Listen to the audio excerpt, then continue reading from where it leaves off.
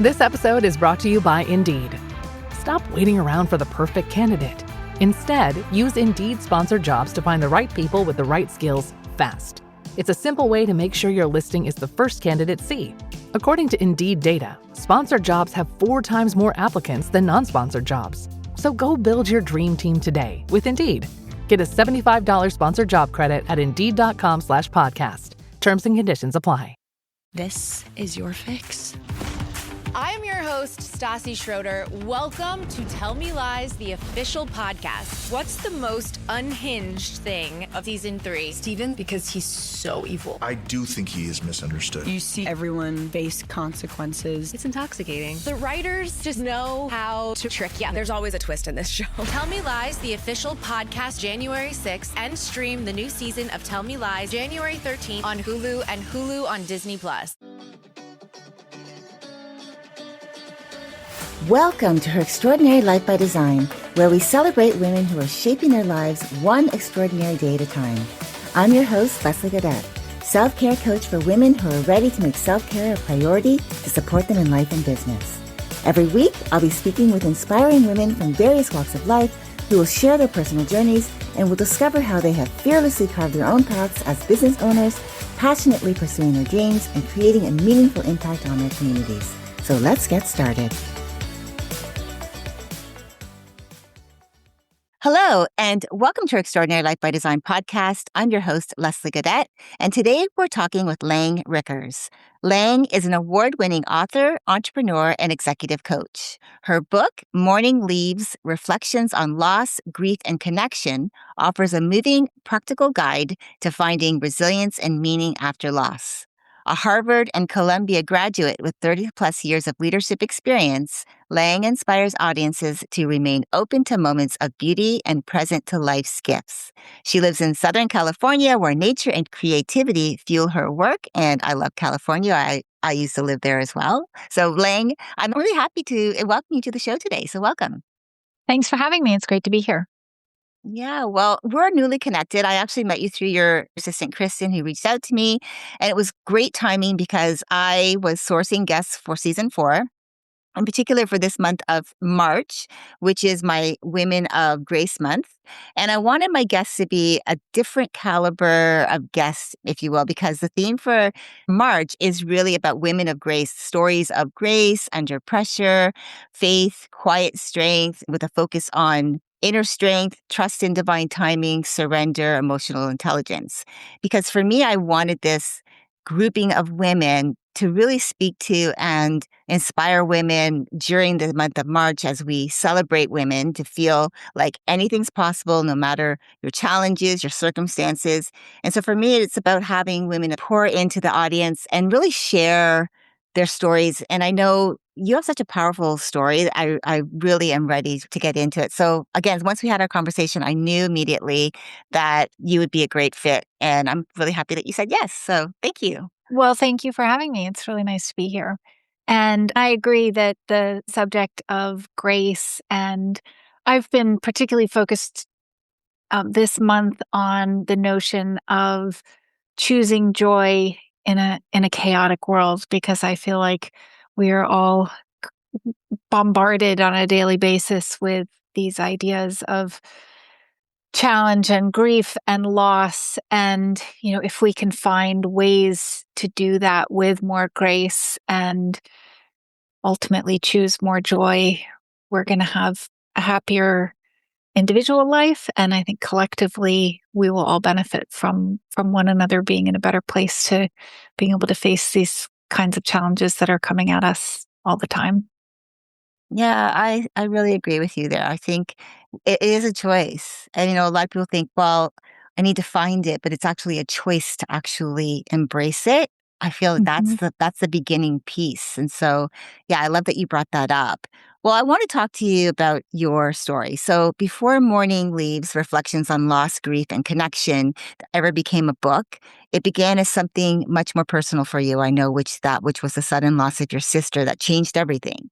So Yeah, can you that's take us right. back so can you take us back to that season? Tell us about your sister, what she meant to you, and how that experience opened the door to writing. Mm.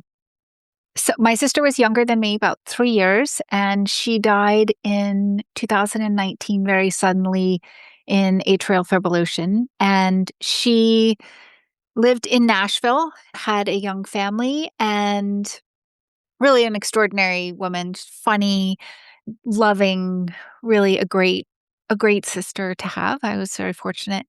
But she did have signs of obstructive sleep apnea, and I was aware of this because I was working in the field at the time, and I had co-founded a business that made a medical device that treats obstructive sleep apnea. And so she and I had talked about it a number of times and encouraged her to go get tested, but unfortunately that didn't happen. And her situation was, there may have been other medical things going on, and it was a fairly extreme outcome, but she did die, as I mentioned, in atrial fibrillation very suddenly. And it was shocking. We were all really stunned. And we were fortunate at the time. We, of course, had no idea that COVID and the pandemic were coming. And so we were able to get together and celebrate her and have a service and pull together hundreds of friends and family and people to be together.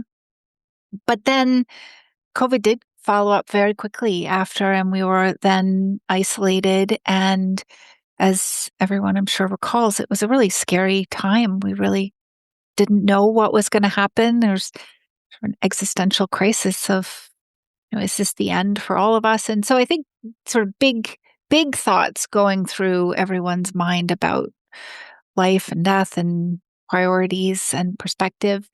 And I felt this real urge to do something creative. I needed to be focused a bit more on beauty and the generation of something new. I needed to transform what was going on inside me. And I think had it been other times, I might have had the opportunity to go take more art classes or do something else. But, I was at my house and I had no training and no skills. And so I ended up turning to Julia Cameron's book, The Artist's Way. And it, for your listeners who aren't familiar with it, is a more than 25-year-old book now that is focused on helping people tap into their creativity. And it has 12 chapters, and it suggests that you go through them week by week. And it has a number of, not only do you read it, but it has a number of exercises and suggestions of things to do. And one of the core suggestions is the daily writing of what she calls morning pages. And I had never been much of a writer before, certainly not a journaler. But I was looking for something new. And so I thought I would give this a try. And I ended up loving the practice. I would get up every morning before speaking or having coffee or doing anything else, and I would write 3 pages as she suggested. And over time, what ended up coming out were botanical metaphors. And I now, having studied grief more, can look back and I see what was happening in a different way. But what I experienced at the time was just a flood of looking at myself and seeing what was there and trying to pull it apart and say, what about me do I want to hold on to? What is it time to let go of?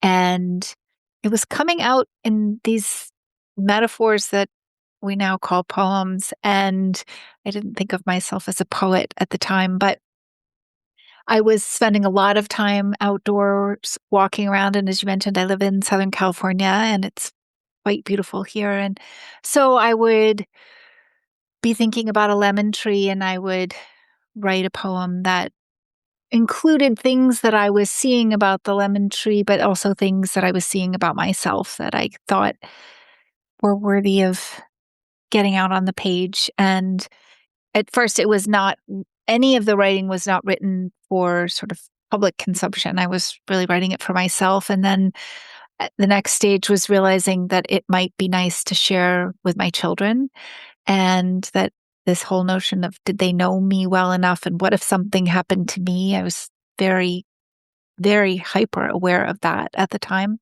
And so I typed everything up that was in my journal and put it together, and in doing so realized that there was maybe something broader there than just my own personal story. It was a bit more universal, and shared it with some friends who are writers, and they made some suggestions about giving it context with an introduction. And it was begging for art because of the way that it was written. The text really it benefits so tremendously by the paintings. I was able to find a really wonderful artist to work with named Kelly Leahy Radding.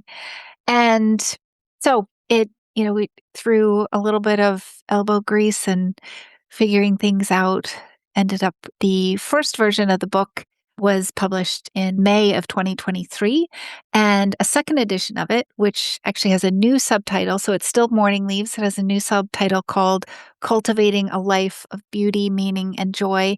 And that is coming out in March of this year. So I'm very excited about it. I love that. I really do. I love that you have found a creative outlet to help you. I know I've talked to there's someone else I know. This was a few years ago, but I remember talking to her, and she was using art as a form of that healing process. And she took up water painting. It was really mostly for herself. Mhm. And she ended up turning it into a business because she became really good at it, and people were buying her Oh, creations. cool. That's wonderful. Yes, and I love that. But I love too that you also took that from, you know, having something that inspired you, the book that inspired you to then write your own book, and then to actually take, step further, having someone create art that would go with your book to make it even more rich. And it's something that it's it's being able to help. I guess it's almost like a way of storytelling. Like, poems are so beautiful if you take time to really just take your time through each line and just to really understand, to encompass what the artist who wrote it is trying to convey across the page. But I love that you use that as a doorway for your healing. Mm. And so a follow-up question I have would be like, why do you think creative writing practices like journaling and poetry, in your case, can be so powerful during grief? Well, I've studied it some, and there is work that was done. There's an organization that is out of the Harvard School of Public Health called the Foundation for Art and Healing. And if you listen to Jeremy Noble, the physician who started it, talk about it, what he says is that when we create art, we go into a flow state. And we know that the flow state is very relaxing for the mind and allows us to gain different perspective and tap into other parts of our consciousness than we are able to in a day-to-day setting. And as we create the art, we're in this flow state. And then we have what he calls an artifact. So it is either, a painting or a writing sample or whatever the art itself might be. And once we have this artifact, then we have something that we can share with other people. And when we share it, we then form these bonds and connection.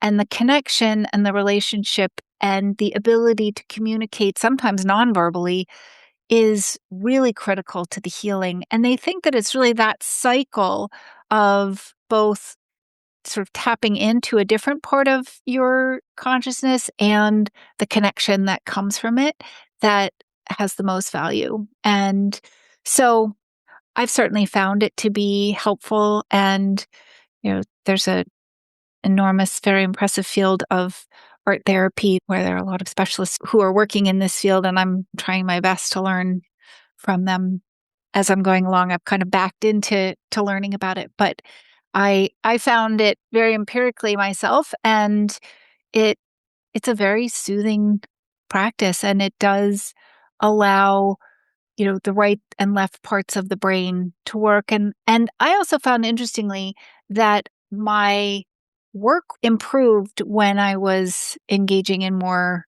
creative things in my off time. And I think that also is scientifically proven to be the case where you allow different parts of your brain time to rest and time to work. And the toggling back and forth is actually a sort of a 2 + 2 = 5 kind of an opportunity. So there was somebody who asked me at one point when I was working, like, well, how do you have time to be doing something creative while you're working? And the reality is it really did open up a lot of channels and a lot of ideas and also resilience that I was able to put into my more professional work. So it was very beneficial.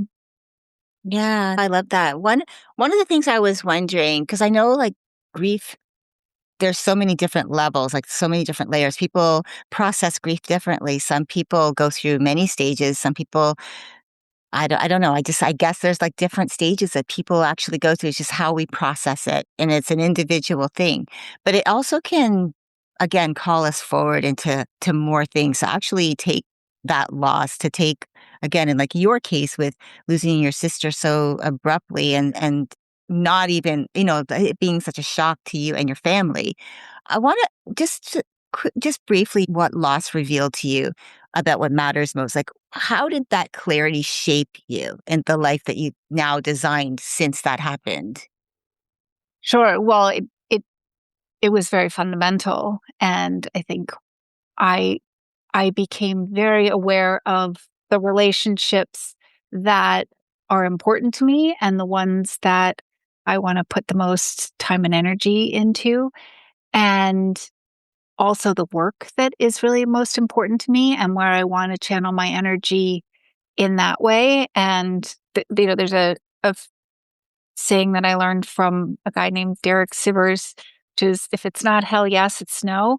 And I really am trying very consciously to apply that to my life these days. And I think when we realize that our days are numbered and whatever, we don't know how many days we have, but that we really need to be using each of them as best we can and enjoying everything we can and have the most impact that we have the opportunity to have.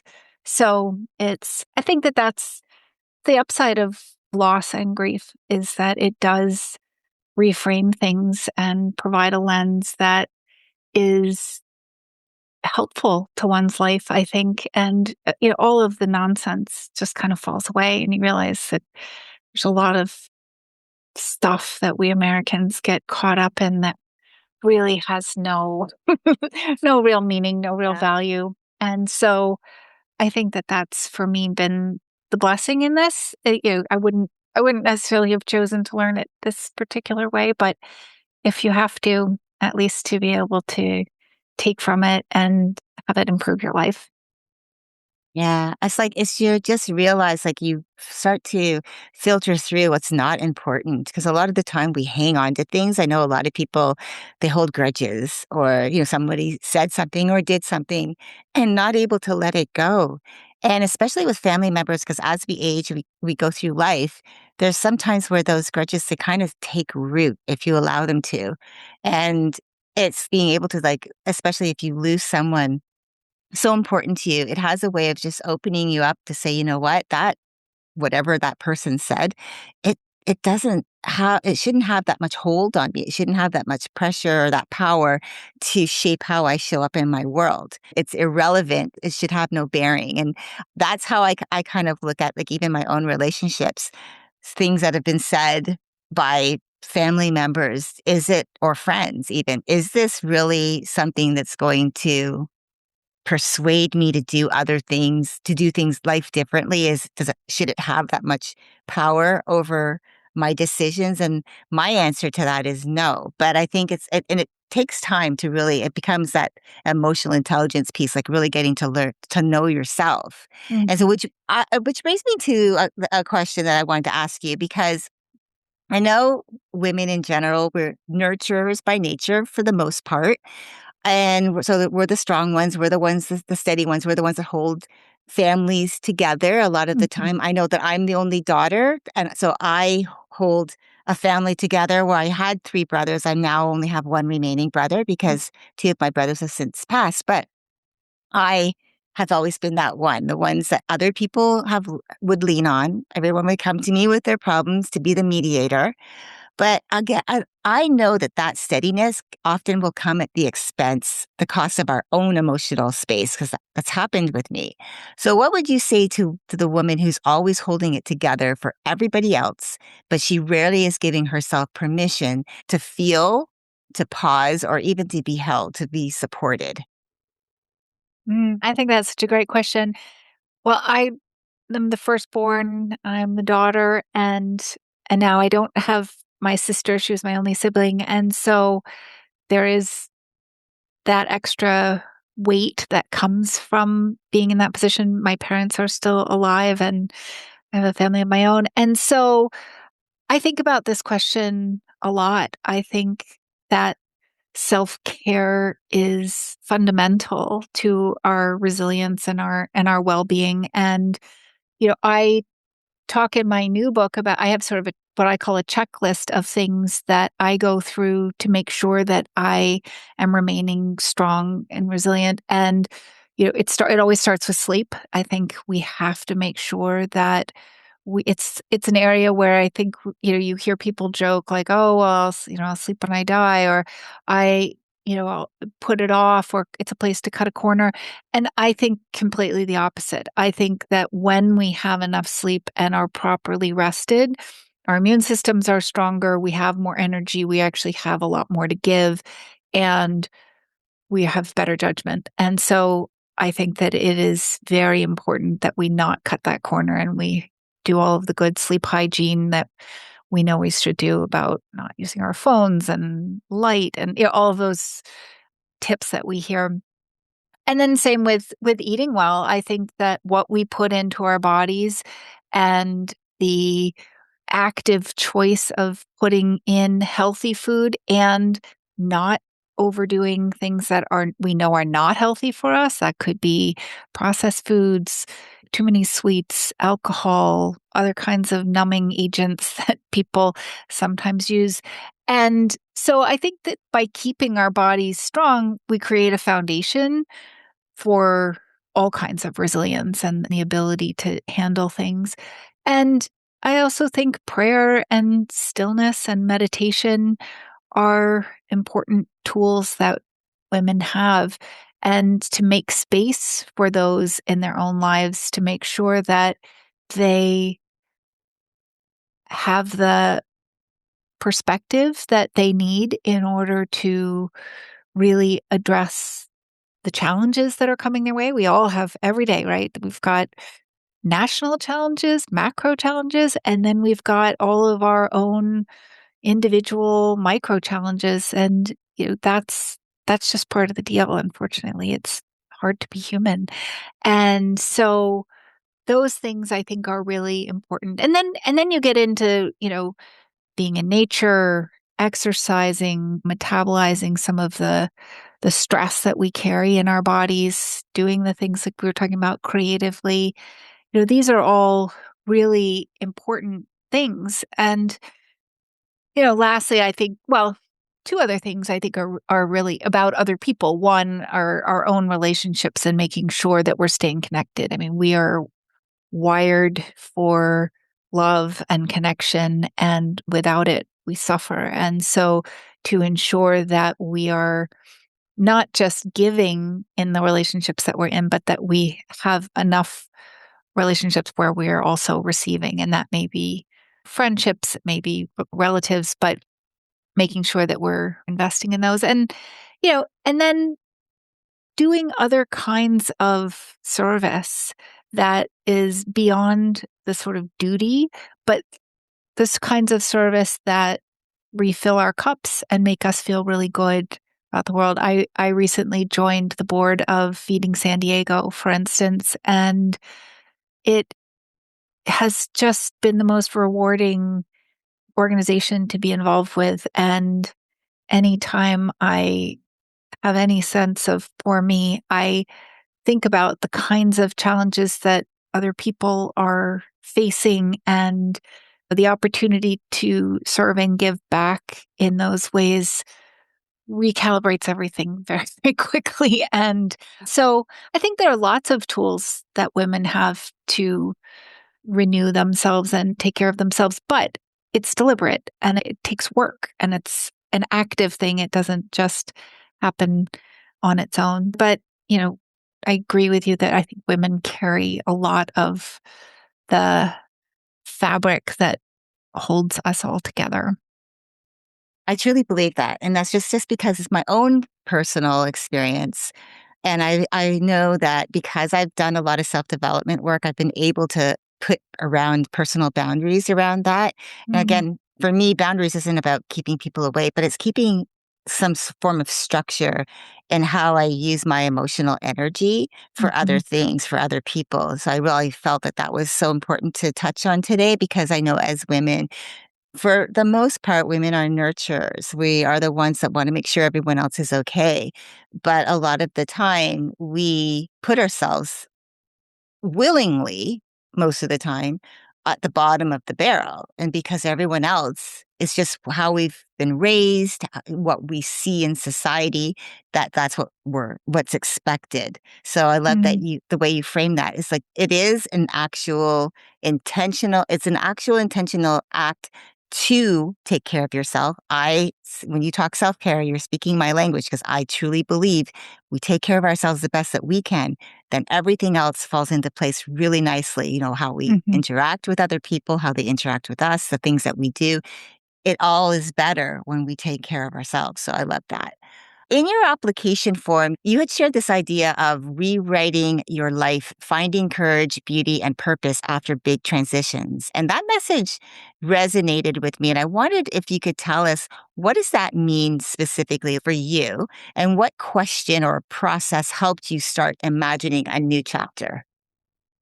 Well, we touched on it a little bit earlier when we talked about the idea that grief reframes things and refocuses us on what's most important to us. And for me, when I looked at this chapter of my life, my children are both now out of the house and on their own. And I had the opportunity to think about what is it that I want to do. I had spent a lot of years in corporate America and investing side of things. And what did I want to do? Where did I feel that I could use my skills both to enrich my own life and hopefully to have an impact that was positive elsewhere? And that's a real gift to be able to do that. And it's also really hard. I think, it sounds like this great luxury, and it is. And yet it's also incredibly challenging because so often in our lives, we do what we need to do and have to do. And to all of a sudden stop and say, well, what do I really want to do? And and what is it about me that and my skills that are special enough that I could make a difference by doing those things. And it takes real soul searching. And so, for me, I now advise small companies and I work with CEOs from a coaching perspective. And my filter is really, do I believe in the people mostly who I'm working with? Do I respect them? Do I like them?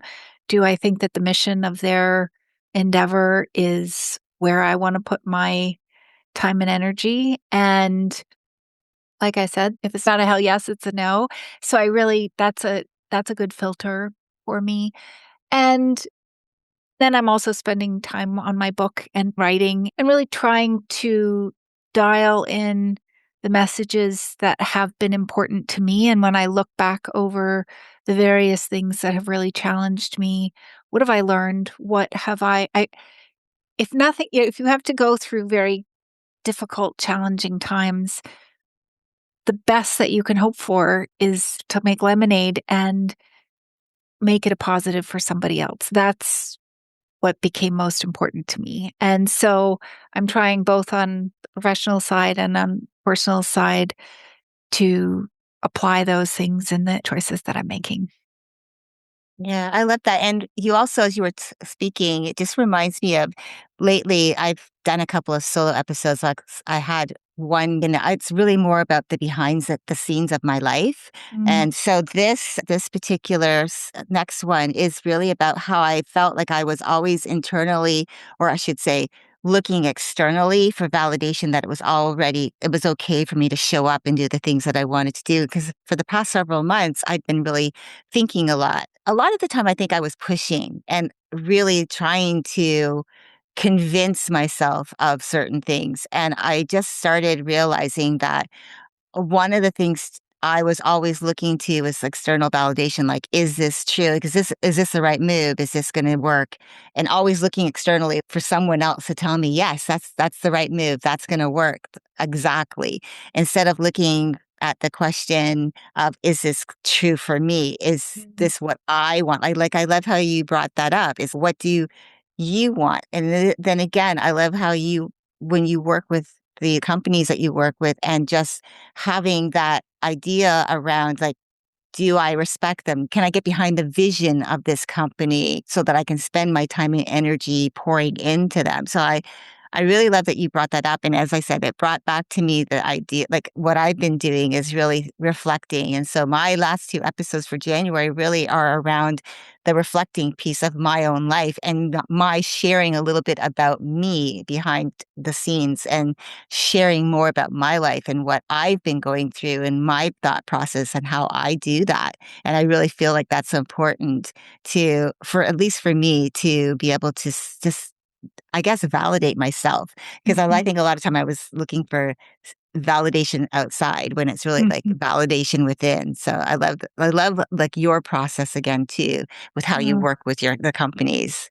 thank you. Well, yeah, it's a real responsibility, and I think that's part of maturing as well as realizing that we are responsible for taking care of ourselves. We are responsible for the choices that we make. We are responsible for how we choose to live our lives. And it is very easy to point the finger or blame someone else and I'm trying really hard not to do that right now. And so I challenge everybody to take a look at the mirror and see where we can each do a little bit more and guide things the way that we want them to be, because it's just much more satisfying in life to know that you are right or wrong, good or bad, whatever the outcome is, it was coming from your heart and your own head, and that you weren't at the mercy of someone else's decisions and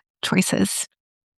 Yeah, yeah, exactly. And that's why I guess one of the reasons why I was doing that deep reflection, because it's always, you can look externally and people will tell you what their opinions are, but it doesn't necessarily mean that it's going to feel good for you. And I know, like, even just for your story for me reflects a lot of trust. You did talk about faith, and I feel like there's that deep faith in knowing that there is something like, there's a rainbow at the end of the horizon or something like that. And Mm. you've learned to trust the timing. You've learned to trust the nudges, the quiet ones. You've learned to trust the next right step for you. So my question for you is, how has your faith or your spiritual perspective or trusting yourself shaped how you now navigate change, especially when maybe the next chapter isn't clear? Mm. This is one of the topics in the epilogue of the second edition of my book, and it is something that I certainly have grappled with, is this notion of doing something when you're afraid and something that is unfamiliar. And it would be lying if I said that it is always obvious or always easy, but it's not. But I think that when one does, in a thoughtful, planned way, take risks, make choices, that it also leads to the most rewarding types of experiences that I've certainly had. And writing my book was one of those. I discuss it at length in there about how uncomfortable I was. I had spent, 30 years working on Wall Street and corporate, and the idea that I was putting out a book that was about grief and had art and poetry, there was this question of, well, who do you think you are to do this? And what are people going to say? And are you going to feel foolish? And it was a very uncomfortable. Now, here we are all these years later. It feels like the most obvious thing in the world, but at the time, going through it, it was very, very scary and uncomfortable. And yet, you said it right, which is, it was my truth. I had I think it was a blessing that I was able to write it during the pandemic because I was very much in a bubble and I didn't have a lot of other voices and a lot of other noise that was distracting me in that way. And I just listened to myself and I knew that it was true and I knew that it was right. I did leave out a couple of things in the first version that I added back in the second version, and I talk a little bit about that as well and why I wanted to reintroduce them. One of them, the original title of the book was You, Me, Chi, and the Tree. And Chi being the Asian idea of energy that runs and flows through all living things. And my first publisher didn't like the title, which was fine, and asked me to change it. But I had a section on Chi in the book to begin with, and her not liking the title and me not feeling that confident talking about anything spiritual, I scrubbed the whole, I just took the whole subject out. And so in this second edition, I've put it back in and talked about how important that was, that connection to nature and listening to the power and the energy of the natural world and the import it had in my healing. And so for me, I'm getting more comfortable. I didn't grow up with a very strong, I grew up, in a Christian church, but it was a fairly loose association. And I'm not comfortable, sort of talking about spirituality and religion from a sort of family and cultural standpoint. So I'm sort of coming into that later in my life, but it's always been much more of a sort of quiet personal thing. Mm-hmm. And I'm learning how to, and I'm really enjoying talking to people about it more. And I am finding it to be, when you talk about grace, and I love that you're dedicating a month to this notion, it's the source for me of that, of the really getting quiet and still and listening and getting outside of just my own day-to-day noisy chatter in my head that has been really important, really important. Yeah. Well, I have one last question for you. Okay. Okay. So you've walked through loss, redefined leadership, and you've created something incredibly beautiful that now helps others to heal. If every woman listening could walk away with one message about loss, grace, and what's possible on the other side, what would you most want her to remember? I'll go back to what we started with when we were first talking, which is that joy is a choice and that we are all wired for it. We all have a deep well of it within us. We need to do the work to be resilient and be strong and have the ability to focus on it, but it's there for each of us. And so I encourage everybody to focus on it and grasp it because it's theirs. I so agree with you. Yes, we can find the joy. It is, again, it is a personal choice, but I love that. Well, Laing, thank you so much for spending time with me today and sharing your story. I'm so grateful for the way that you've invited us into your journey from your life in leadership to the loss of your sister and what she meant to you and how that moment reshaped the way that you live and create and lead today. I've loved hearing how Morning Leaves Reflections on Loss, Grief, and Connection began as something deeply personal for you, and it became a way to stay connected to what matters most: beauty, presence, and meaning. The way you speak about courage, creativity, allowing yourself to be changed by life is something I know that's going to really resonate with the women that are listening today, especially those who might be navigating transitions of their own right now, including grief. So again, thank you so much for spending time with me today. I really, really appreciate it. Thank you. It was wonderful being here. Thank you. And to our listeners, if you'd like to connect with Laing directly and learn more about her work and her book, Morning Leaves Reflections on Loss, Grief, and Connection, you can find her contact information in the show notes. Remember, grace doesn't mean bypassing the hard moments. It means allowing yourself to meet them with softness, truth, and trust. Even the smallest creative or reflective practice can become a place of grounding, healing, and renewal. And you don't have to rush your way through life's chapters. You're allowed to move at the pace that honors your heart. Until next time, keep dreaming, keep believing, and keep designing your extraordinary life one day at a time. Thank you for joining me on Her Extraordinary Life by Design. I hope you've been inspired and empowered by the incredible stories shared on this show. If you enjoyed this episode and the conversations we've had, I would greatly appreciate if you could take a moment to leave a review. Your feedback and support mean the world to me, and it will help others discover the podcast and join our empowering community. Remember to hit the subscribe button so you never miss an episode. Together, we can continue to learn from these amazing women, uncover their extraordinary journeys, and be motivated to create our own lives by design. Thank you again for tuning in. Until next time, stay empowered and keep shaping your extraordinary life one day at a time.